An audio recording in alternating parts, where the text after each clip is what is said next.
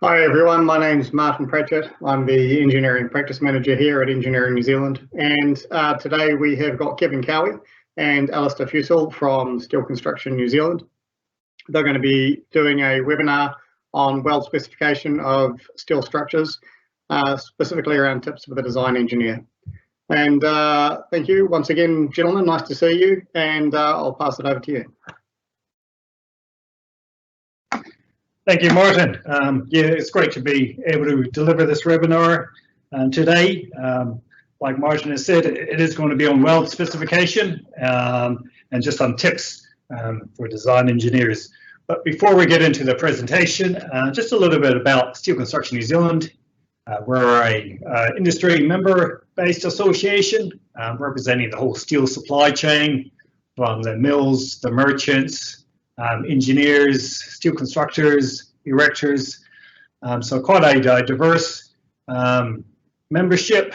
But we have a large professional engineers membership portion of it, and we try to provide a lot of assistance to engineers by putting on the likes of these webinars and seminars and design guides. If you want more information, you can find that on the SENZ website. So today, joining us would be Alistair Fussell, consultant to SENZ. He does a lot of work with SENZ, and he'll be here to assist with answering the questions at the end. So just a little bit about the industry. We've really seen in the last 2 decades an increase in structural steel. If you look at the commercial space, nationally over 50% structural steel, and in Christchurch, due to the good performance of steel and earthquakes, we've seen a significant increase there. We're also quite pleased that 85% of the materials that's used in New Zealand is now third-party certified, and we're increasingly seeing more and more fabricators becoming part of our independent quality assurance scheme, the SFC scheme. So it's now over 51 companies, and by volume that represents 90% of the structural steel output. So in today's presentation, I'll just be doing a bit of an introduction. Why are we giving this presentation? And then I'll touch on some items to be addressed in the contract documents, and finish off with some 8 tips for the design engineer, and then finish with some touching on some engineering training that's coming up. Okay, bit of an introduction. I think we all realize welding is central to steelwork construction. There's probably no project in structural steel that there won't be at least some part of welding involved. It is a special process. It requires consideration of the input, the welding consumables, inspection before, during, and after, just to ensure that you get a quality, fit-for-purpose weld. It's important to have this. If you have non-compliant welds, it can lead to catastrophic failure. And this is an example in Southland Stadium, which collapsed a number of years ago under a heavy snow event. And investigations found that one of the contribution factors was that the welding was not up to standard. It was missing or incomplete penetration welds without backing strips, insufficient weld thickness, there were missing welds. So important to ensure that we get weld that's meeting the standard and what we are designed for. So welds come in many types. I think you're familiar with the butt welds. You know, these can be used as in T-joints and splice connections. They can be what we call complete penetration butt welds, you know, the full strength of the element being welded, or partial penetration butt weld. Fillet welds is probably the more common welding type, used in a number of different scenarios, butt joints, T-joints, lap joints, and cruciforms, or even in corner joints. If you combine a butt weld and a fillet weld, we have what we call a compound weld, and sometimes this gets specified. Another type of weld that's not as common is your plug or slot weld. It's only it's rarely used in structure purposes, but it is used from time to time. So there's a number of different types of welds. There's also a number of different processes. And I've listed 7 different processes there. Probably familiar with a manual metal arc weld process. This is your stick type welding process. It really requires good quality personnel to ensure that you get a good quality weld to it. And compared to the other welding processes, it is the less efficient weld process. So our fabricators in New Zealand will tend to, in the shop, use different welding processes, such as a flux core arc welding or the gas metal arc welding process. If you're welding heavy beams, then you may be considering using a submerged arc welding process. It's really this is in the realm of the fabricator, because it's the fabricator who will be able to identify the most efficient process to use in a particular weld. So weld specification has a major cost implication. If we just look at the cost for a typical multi-steel frame building, we can break it down into various components. The raw material or the structural sections, that can count between 30 and 40%, but the fabrication component can vary between 30 and 40%, and the welding component of that fabrication is a major expense. So what drives welding costs? Well, it's really the labor associated with welding and the associated overheads that goes along with the labor costs. So this is the area fabricators spend a lot of time focusing on, is how can they improve efficiencies to reduce the labor content in welding processes. Now, it's important to understand the structural steel standards framework. This is where the framework is going. So we've got design standards, we've got NZS 3404, steel structures standard, we've got the composite standard 2327, and we've got the composite bridge standard 5100. And they are all reference the execution standard AS NZS 5131, and that execution standard references the appropriate welding standards suite AS NZS 1554. Now this relationship is going to be strengthened. There's a kickoff in revising NZS 3404 has just commenced. We had our first meeting yesterday, and so what it would mean is that we're going to be incorporating the new execution standard 5131 by referencing it straight out of 3404. So what's 5131? This standard specifies the minimum requirements for fabrication, erection of structural steelwork. It has a risk differentiation approach to fabrication and erection by identifying 4 construction categories. The higher the construction category, the more requirements are placed on the fabricator. In terms of the status of this, it was published back in 2016. It's been cited in the Building Code in 2018, and when it was cited there, we placed the appropriate sections in 3404, and there has recently been an amendment in August of this year. The other significant structural steel welding standard is the 1554 series. There is 7 parts to it. First part is the welding of steel structures, which you'd probably be most familiar with, but then you got other parts covering special aspects of welding. Our last webinar, we presented on stud welding. The other parts, part 3 covers reinforcing, part 4 high strength, part 5 fatigue, and 6 stainless steel, and part 7 sheet steel. So today's presentation will be focusing on part 1.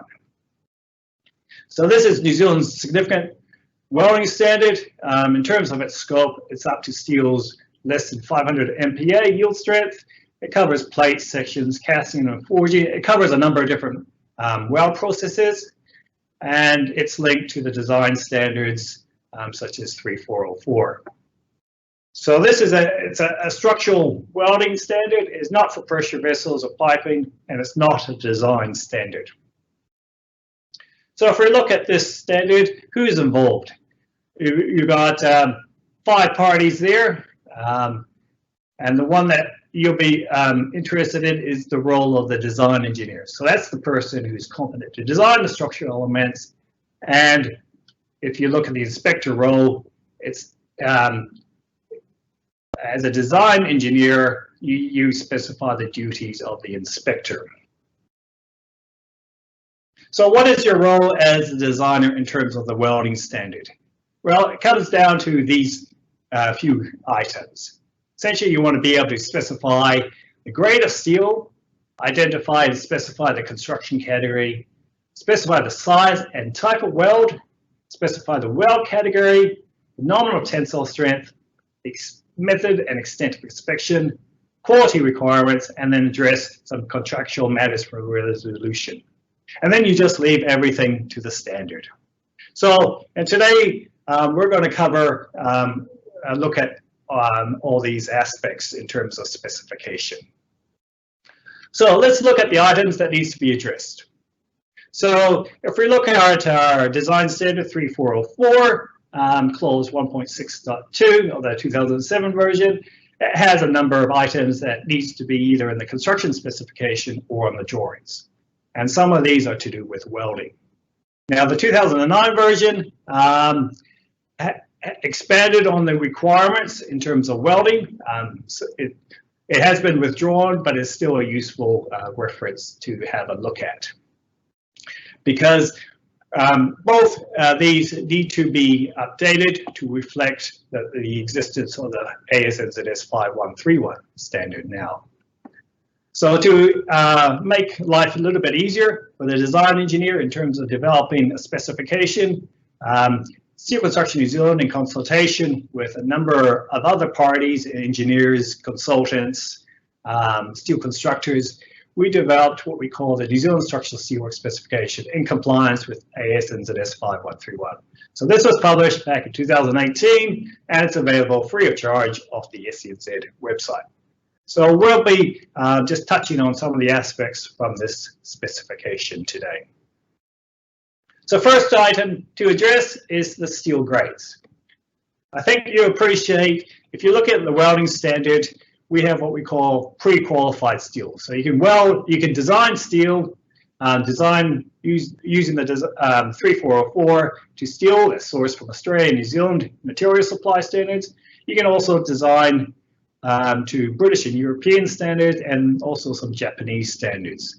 But when it comes to the welding standard, in terms of what we call pre-qualified welds, they only accept a limited range of pre-qualified steel, and those are the Australian and New Zealand material supply standards. If a steel is supplied outside of this, then additional mechanical testing is required to qualify the procedures. And so as a designer, you need to remember, if you are designing to international standard, the fabricator will need to pre-qualify the weld to that material. Other considerations in steel grades is boron consideration. It is treated differently in material supply standards. Some require boron to be specified, others it's only if specified by the engineer. Now, the implication of boron is that if you only need relatively small amounts of boron, it can increase the hardenability and has some impacts on the welding performance. So, according to the specification, we'd recommend that this would be reported, or you actually test for the amount of boron. And so, if your boron equals or exceeds 0.0008%, it will require the weld to be requalified. Now, more information on boron considerations can be found in the SCNZ Steel Advisor publication, WEL 1003, which is available from the SCNZ website. The other thing to consider is try to avoid lamellar tearing. You want to be able to select the appropriate grade so you don't get this occurring. So you can specify steel to have a guaranteed through thickness property, which we call the Z value. Now this testing is actually quite expensive and often unnecessary and should only be specified in a high risk situation.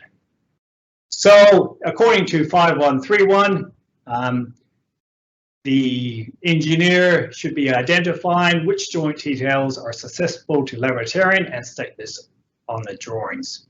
And recommendation then is to call out the procedure, Appendix H of 1554. This is the welding standard, because the assessment for laboratory is a function not just on the material properties of the plate, but also on the welding processes and weld joint details.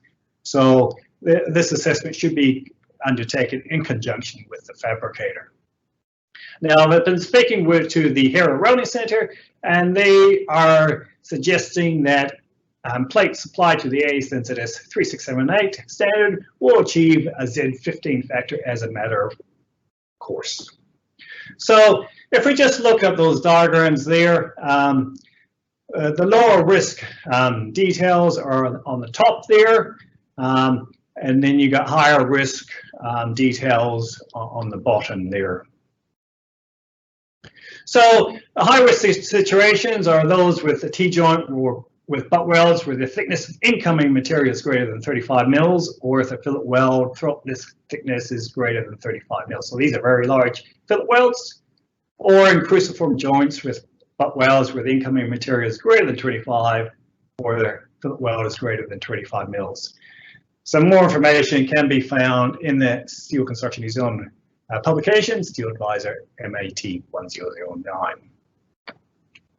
So that's some specification of materials. Now let's look at items to be addressed in terms of the weld types in your specification or contract document. So if you look at the welding standard 1554, it states the joint type, preparation process, and position of welds that you don't have to do any further qualification testing. So these are your complete penetration butt welds, incomplete penetration butt welds, fillet welds, and also welds for hollow sections. So as long as you're within the parameters of this, no further testing needs to be undertaken. So if we look at the fillet welds, these welds require minimum edge preparation. They're easy to fit up. You don't have tight tolerances. And so, according to our fabricators, these are the most economical welds. Now, the Australian Steel Institute, they've looked into that, and they've said that it's the most economical weld up to a size between 12 and 16 millimeters. The American Institute of Steel Construction say up to 25 millimeters. And speaking to some fabricators in New Zealand, they say any size fillet welds compared to a full pen butt weld is more economical. Fillet welds are generally visually inspected and rarely requires additional quality assurance. So this is the big factor here. You can get away with less expense in this area. And in terms of sizing it, you size it according to the leg size. Your typical sizes would be 5, 6, 8, 10, and 12 millimeter leg size if it's less than 15 mils. For most processes, you can get an 8 mil fillet weld placed in a single pass.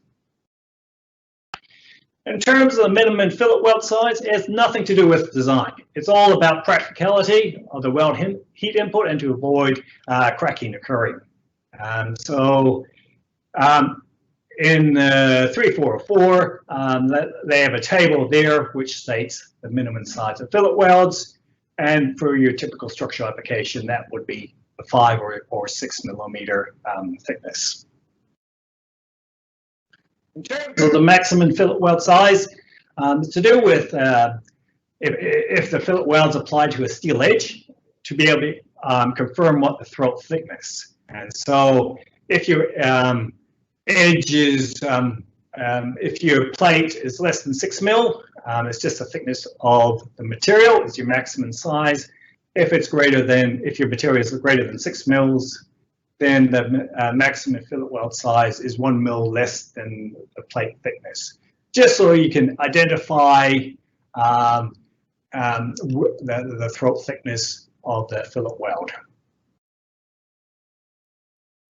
Now, fillet welds can be used in T-joints with a skew angle, which is up to 30 degrees out of from right angles. This is a pre-qualified weld type in 1554. You want to ensure that you specify the throat thickness. If you are going to have a skew angle that's larger than that, then a fillet weld may not be the most appropriate weld type. And so the recommendation in this scenario is just to specify the required throat thickness and then leave it up to the fabricator to identify the appropriate weld type. So this may mean that a complete penetration butt weld would be the best option if you've got very acute skew angles. One caution to note with fillet welds is that they are very poor if the weld is placed in bending. So avoid this. If you've got single-sided fillet welds, you want to change this to a double-sided fillet weld. Now, what's interesting in 3404, the design standard, is that it's a little bit unique compared to other standards in the world, is that it is permitted to use fillet welds in connections subject to seismic loads. So if you look at section 12 of 3404, it permits the use of fillet welds, provided that you minimize intermittent welding, because if you have intermittent welding, it promotes stress raisers, so you want to avoid that. You want to ensure that your leg length is not less than half thickness of the thinner plate, and you want to ensure that you have two-sided fillet weld.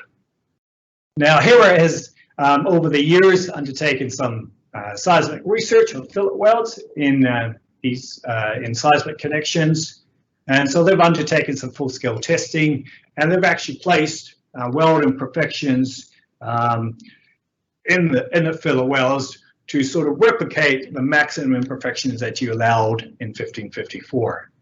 And what they found is, in their test specimens, they tested up to 12 mil fillet welds, is that a two-sided fillet weld designed with a notched tough weld metal using a simple strength approach was provided satisfactory performance for the specimen size tested. So I guess this gives us a lot of comfort here. So if you're specifying a seismic frame for these connections of similar size and section size, that you can have confidence that you can meet the performance requirement of the standard using fillet welds.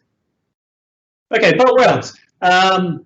So they can come in two forms. You can have the complete penetration weld. This is when you want the full strength of the connected part is required.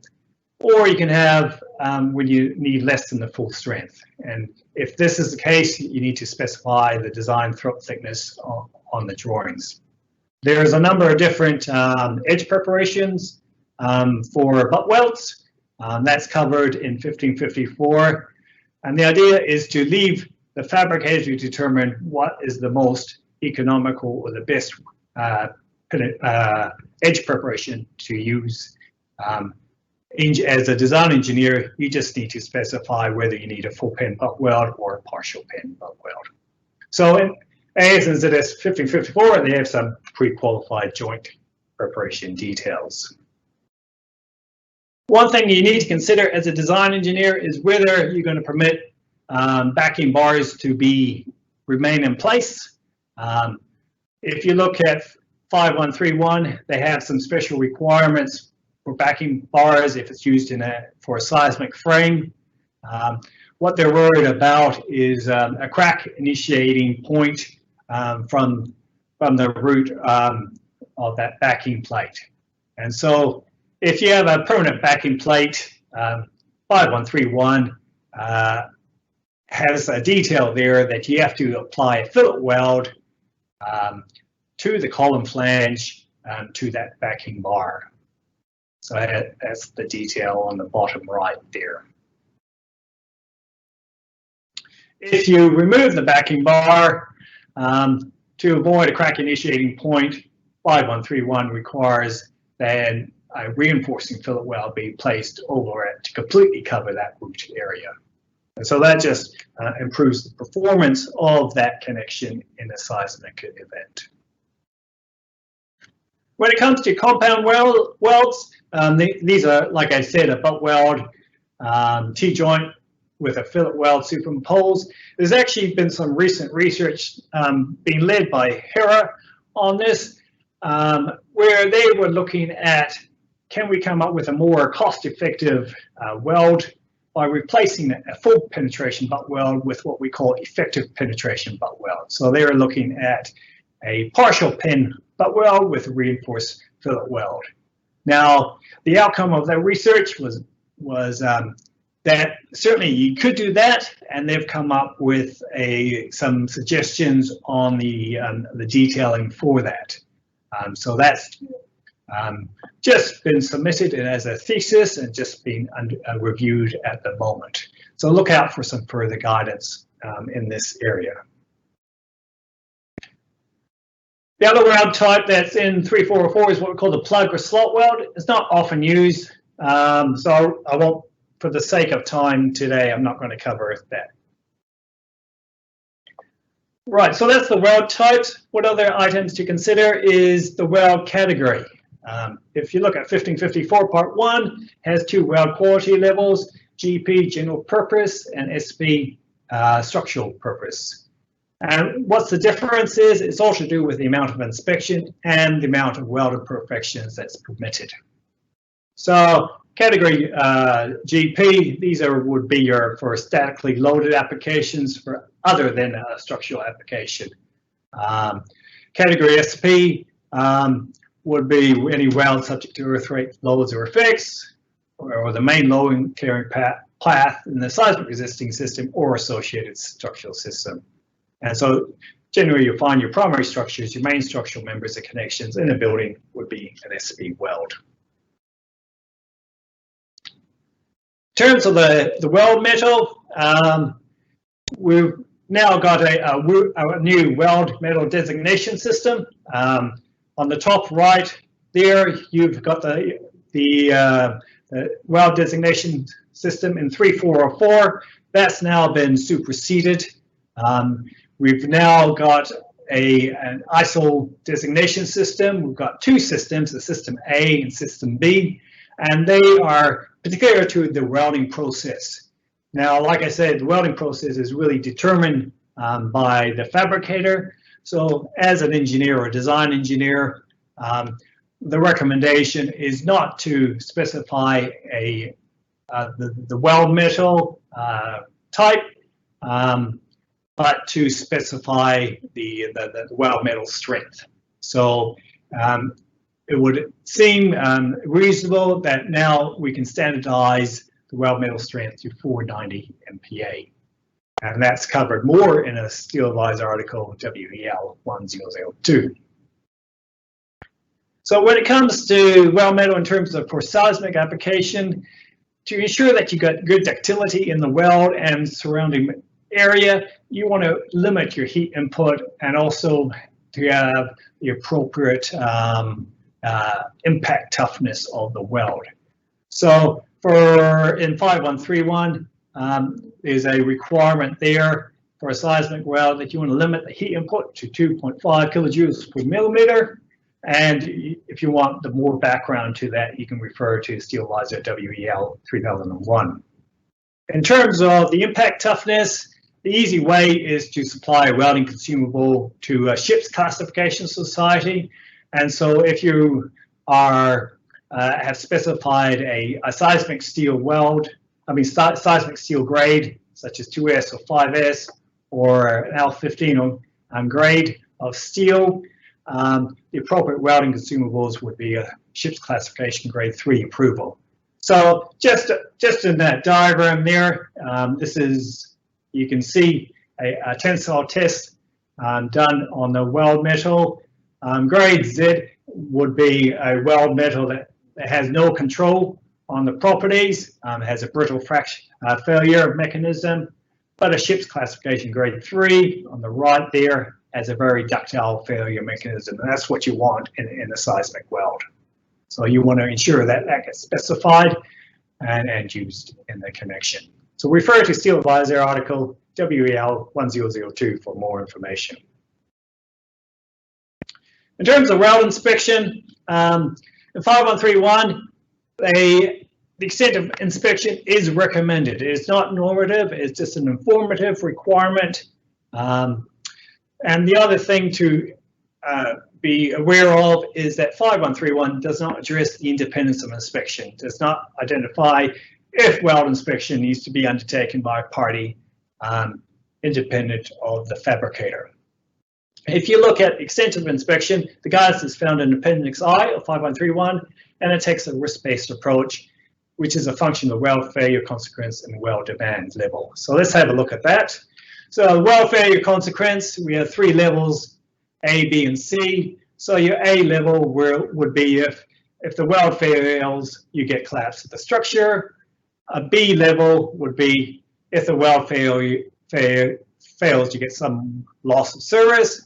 And a C would be just, there wouldn't be any immediate loss of service. So that's the failure consequence hierarchy. In terms of weld demand, in 5131, we have high, medium, low, and it's to do with the amount of ductility requirement in the connection. And in 5131, it identifies these weld demand levels for moment frames, eccentrically braced frames, and concentrically braced frames. So once you know your consequence level and weld demand, then you can identify the amount of recommended inspection. So in terms of visual inspection, if it's an SP weld, if it's weld failure consequence of any type, then your visual scanning is 100%. If your weld failure consequence is A, then your visual examination is 100%. So these levels of examination is different to 1554, so just be aware of that. Similarly for UT testing, in 5131, Appendix I, they have a table there that you can use. Once you know your weld failure consequence and your seismic demand, you can identify the recommended extent of inspection. Now, construction category is another item to specify. In 5131, in the appendix, they have a recommendation which basically is a risk matrix profile where you identify the importance level according to 1170, the loading standard, the service category, you know, the type of loads, and then the complexity of fabrication. And so from that table, you can identify the appropriate construction category. But it's left up to the project engineer to put that in their specification. And you can have more than one construction category for a project. The other item to be addressed is the weld quality management system. The latest amendment to 5131 now makes it a normative reference to the ISO 334. So that's a weld quality management system. Until cited in the building code, our recommendation is that in your specification, you specify a quality management system complies with ISO 3834 for your standard construction categories 2 and construction categories 3 and 4. Now, the easiest way to ensure that your fabricator conforms to this is to specify a fabricator under the SFC scheme, because the auditor undertakes an assessment according to the ISO 3834 standard. The last items to be addressed in the specification is a matter to be resolved. If you look at Appendix D of 1554, is a lot of matters to consider. Recommendation here is just to refer to the New Zealand Structural Steelwork Specification and some SCNZ supporting documents, which is available on the SCNZ website. We don't have enough time to go through all that today, but just have a look on the website. Okay, I'd just like to now touch on 8 tips for the design engineer. First of all, one is don't over-specify welds. So in terms of feedback from the fabricators, is that certainly a full pin butt weld would be considered, from their perspective, the worst weld. There's a high labor content in the weld preparation. Back gouging is required. If you can do double-sided, it requires less preparation than a single-sided, but it's still a lot of labor content in preparing for this weld. And inevitably, you also have some weld reinforcement. So a better type would be a partial pin. You can take into account the weld reinforcement. There is minimal or no back gouging. So by doing this, you're reducing your labor content in the welding. Now, the feedback from our fabricators is definitely the fillet weld is the most preferred weld. It requires no weld prep, minimized labor, and thus the feedback is any fillet size is preferred over a full pin butt weld. So this is just, I guess, some cost comparison. This is actually several years ago, but the principles apply, so don't take it that this is the current rates, but it gives you an idea of the comparison and cost between the different weld types. So if you can just use a single pass fillet weld, an 8mm fillet weld, cost would be $100 per meter. If you have to go up to a 10mm weld, you now have to have 3 passes, so not just 2, and your cost almost doubles to $190 per meter.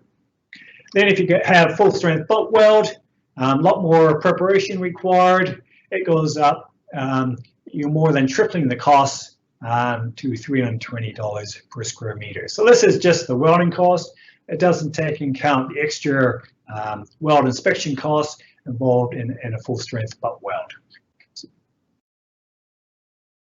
Now, here also looked at welding costs and different welding types, and they looked at it in consideration for bridge girders.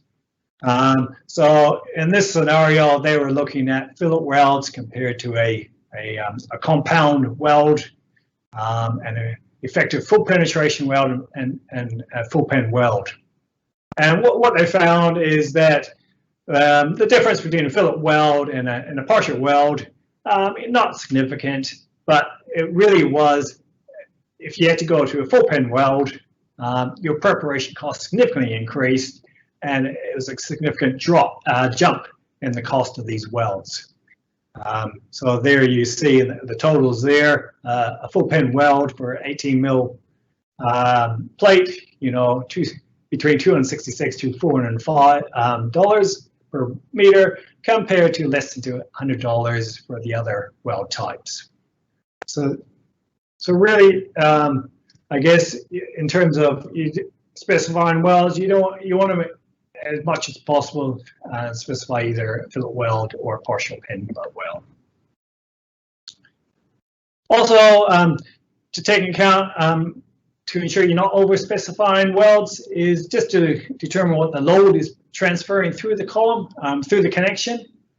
Here's an example. If you have a welded column and the weld between the rib and the flange, once you get outside the connection region, the forces are significantly less, and you can get away with a much smaller size weld outside of this region.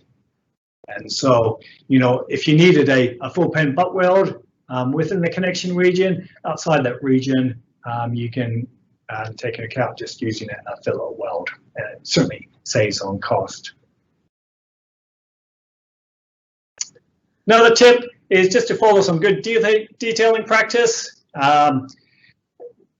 SCNZ will produce some standard connection tables and some standard connection drawings, which have some good detailing you can follow. The Australian Steel Institute also has a suite of connection guides, which has some good connection detailing that you could follow. And it's a good starting point in identifying which details provide the minimum cost. When it comes to the column side, recommendation is to look at HERA report R4142 in terms of identifying the welds to the stiffeners and the double plate. So in many instances there, you can get away with just fillet welds for the stiffeners, and it identifies when the most important time that you need a double plate and what type of weld should be used in that scenario. When it comes to a portal frame, if you're using a PFC, the feedback from fabricators is that preferable if you just use a square cut detail, much easier to assemble and put together, and if you can use a fillet weld as much as possible. Just working with the HERA Welding Center to see if we can improve this welding portal frame knee connection detail, hoping to provide some guidance very shortly on this area. So when it comes to good detailing, you need to identify and work with the welding clearances to ensure that you can get the welding in these areas. It is dependent on the welding process. If you have a manual metal arc or self-shielded wire, the angle clearance is less than if you have a gas shielded nozzle. But generally you're trying to ensure that you have 45 to 50, at least 50 degrees minimum as the angle there to be able to weld at these locations. I guess the rule of thumb here is you got to be able to see where you're going to weld. If you can't see it, then the angle is too tight, and you want to reconfigure the connection detail so that you can. So on the top right there, here's a scenario where you got two stiffeners. It's just you can't get in the welds for these stiffeners, so we replace that by a slanted stiffener, which is the preferred detail. Another tip is don't over-specify the construction category. The amount of traceability is related to the construction category that you specify. It does require extra work on the fabricator's behalf. It's tied to the welding process procedures specification, and you also have to trace the welders to the welds. The higher the construction category is specified. So if you don't need to, it does reduce the costs. There's also more onerous ISO 334 quality measurement systems, the higher the construction category. In terms of weld inspection, we don't want to over-specify weld inspection. Our recommendation is to follow what's in Appendix I of 5131. If this is to be followed, the fabricator just needs to know the weld failure consequence and the seismic demand needs to be clearly identified on the drawings and communicated, and so they'll be able to identify the extent of welding inspection. And it's in terms of 5131, the requirement is that the fabricator needs to prepare an inspection and test plan for weld testing, and the design engineer should review this prior to fabrication so that you are satisfied with the level of inspection for this project.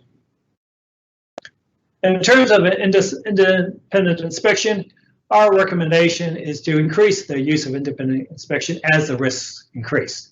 So for example, if you got construction categories 2 or 3, just follow the New Zealand structural steelwork specification levels. So there they make a distinction between if you got a fabricator who's got SFC or not. So if you have a fabricator who has SFC, they've already been audited, and so you have confidence. So you can consider that the visual inspection can all be done in-house. If this is not the case, if the fabricator doesn't have SFC, then our recommendation then is that the visual inspection is done by an independent inspector. Now, for your simple projects, construction category 1+, or your simple construction category 2, you may want to allow the welding supervisor of the fabricator to inspect the welds if they're appropriately qualified, if the work's simple, and you've had some past dealings with the fabricator and you trust them, and if that welding supervisor, is independent of the welder, so that you have confidence that they aren't going to be checking up on the work. When it comes to weld inspection and specifying a weld quality management system, you always got to anticipate offshore fabrication. So you need to consider whether you're going to allow a change of standards. It will become alternative solution and does require specialist expertise. You have to look at your design assumptions, your material reliability factors. You have to look at material selections. These steels won't be pre-qualified steels, so your welds will need to be pre-qualified. So a lot of additional consideration needs to be placed. So our recommendation is that you specify that a builder engages appropriate expertise to address these matters and approve them prior at the tender evaluation stage. Alistair gave a presentation on this. Have a look at that at his presentation, or you can look at the SENZ website for guidance in this area. So if there's been any change to offshore, it will require an amendment to the building consent, and you need to be aware of that. Another tip is get the fabricator involved early. Certainly, if you can engage with the fabricator, they understand the constructability aspects, and they'll be able to advise on maybe more efficient connections, where to put your connections, your splices. They understand sub-assemblies, how you're able to transport it to site. They understand, their plant and equipment, how to, most efficient way of welding, and certainly they can provide a lot of assistance here. So here's an example. This is for a 20 custom house key project in Wellington, which is a diagrid structure. A lot of consultation was had between the engineer and the fabricator for this project, and they were able to work through and really develop some very efficient connections and reduce the amount of expense associated with the welding. Another tip is just to use some design tools to help simplify weld design. You can refer to the SENZ standard connection tables. You can just call these up. These are all pre-engineered connections. Just know at the time of putting this together, it was considered that the most efficient was once you get above a 12mm fillet weld, that a butt weld was more efficient weld.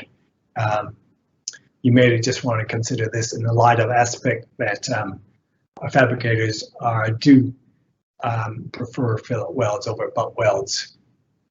To make your life easy as a design engineer, you may want to develop for different size plates and grades just a table of equivalent full strength shear capacity for double-sided fillet weld, or in terms of the tensile capacity, equivalent double-sided fillet weld, or this Hera effective full bend butt weld. So you come up with the table. It just helps you in the design process. You don't have to think, you just look it up, and if you're time poor.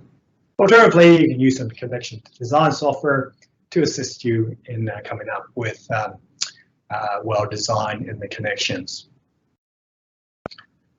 Another tip is to use a SFC Fabricator. Provides more confidence in fabricator compliance. The audit process, it does establish compliance with many of the key welding quality management system, and so that means there's less work for you as the engineer, less amount of things that you need to check. We're about to produce a new fact sheet, a bit of a compliance checklist, just identifying to designers just what things you should be checking from the fabricator, and there is a distinction between an SFC fabricator and a non-SFC fabricator. Now, the SFC scheme is now recognized by Building Control Authority, so Auckland Council certainly recognizes this system, and it's spreading throughout the rest of the country. For your high-risk projects, certainly it becomes a condition of your building consent application approval process. And I think this is our last tip: is design and detail. So welding done in the shop The rule of thumb is that you want to weld and sharpen and bolt on site. In the shop, the fabricator has fine-tuned the welding processes, and they identified the most efficient welding processes to provide the quickest welds at the least cost. They're easier to fabricator is able to easily control the process in shop. They're able to rotate the elements to make an easy weld, and certainly improves efficiency. Once you get on site, you got the time involved in sending welders to site. You have to coordinate with other trades. You have to account for environmental conditions. You're limited to what welding processes that you can use, and the costs just multiply. So just some useful references and acknowledgement in weld design. Certainly Hera Welding Center is a wealth of information, and they provide a lot of guidance and are willing to assist engineers. So if you have any tricky welding questions or projects that you're working on, please do contact them. SENZ website has quite a bit of information there. We've got a compliance toolbox there. We've listed all the publications. Our Steel Advisor, I mentioned that throughout this article. That's all available to SENZ members. Our connection guide is also. The Australian Steel Institute has provided a connection design guide series, all very useful information. If you want to have a look at the welding part of it, it provides some good tips there. The American Institute of Steel Construction also provides a lot of guidance. Have a look at Design Guide 21, very useful. And also Dwayne Miller and Robert Shaw's presentations. AIC often makes these presentations just available on their website. So have a look up, and you can have a look in your own time. And the last place would be the Steel Construction Institute and the British Construction Steel Association in the UK. They also provide a lot of useful information. So last topic I just want to cover is some engineering training. This is a new course that we're going to be running in end of this year. It's on steel frame construction monitoring and quality assurance inspection for engineers. So this is specifically targeted for construction reviewers and engineers involved in reviewing steel constructors' work and what's done on site. It is an in-person course. It's 1.5 days. It's going to be very interactive. It's going to cover quite a number of areas, including the building code, BCA requirements, fabrication, welding, mechanical fastening, surface preparation, and coating and erection. But very useful course. Have a look at the SENZ website for more information. Webinars, we run webinars on a regular basis on a variety of topics. Looking at maybe our next webinar to look at the seismic category 3 member material requirements. We're just about to publish a new Steel Advisor article. It is a very hot topic within the industry. We actually get a lot of queries on trying to satisfy the seismic material member requirements, and we've been working closely with Hera on this to use leading edge research to come up with an alternative methodology so that you can expand the use of available material types for category 3. So keep a lookout. You'll find information on our webinars either